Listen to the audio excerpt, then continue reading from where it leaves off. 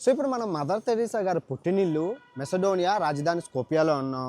Bharat Ratna Nobel శాంతి బహుమతి గ్రహీత and స్వర్గస్థురాలు అయిపోయారు మదర్ తెరీసా గారు. ఆమె చేసిన ఎన్నో సేవలు మన భారతదేశంలోని ఉన్నాయి కలకత్తా. ఇప్పుడు అవన్నీ లోపలికి వెళ్ళి చూద్దాం. ఓకే, మీరు చూసుకుంటే భారతరత్న పురస్కారం అంటే గవర్నమెంట్ ఆఫ్ ఇండియా అత్యున్నత పురస్కారం. ఇది ఎగ్జిబిషన్లో ఉండదు. మేడం గారు ఇక్కడ మేనేజర్ గారు నాకు తెచ్చిచ్చారు యూట్యూబర్ అనగానే మదర్ తెరీసా గారికి వచ్చిందని చెప్పి. చాలా బాగుంది, నిజంగా గ్రేట్. నేను యూట్యూబర్ అని చెప్పి భారతరత్న అది తెచ్చి ఇచ్చారనమాట.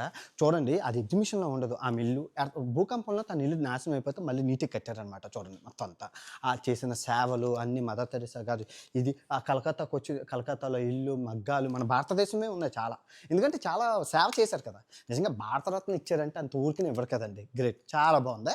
మదర్ తెరీసా గారి చరిత్ర చూసుకుంటే 1910లో పుట్టారు. 1929లో భారతదేశానికి వచ్చారు. 1953 అయితే 51లో మదర్ తెరీసా గారికి భారతదేశం పౌరసత్వం వచ్చింది. భారతీయురాలు అయిపోయారు. ఆ తర్వాత ఇది నోబెల్ భారతరత్న 1980లో వచ్చింది భారతరత్న. అండ్ 1979లో నోబెల్ శాంతి బహుమతి కూడా వచ్చింది.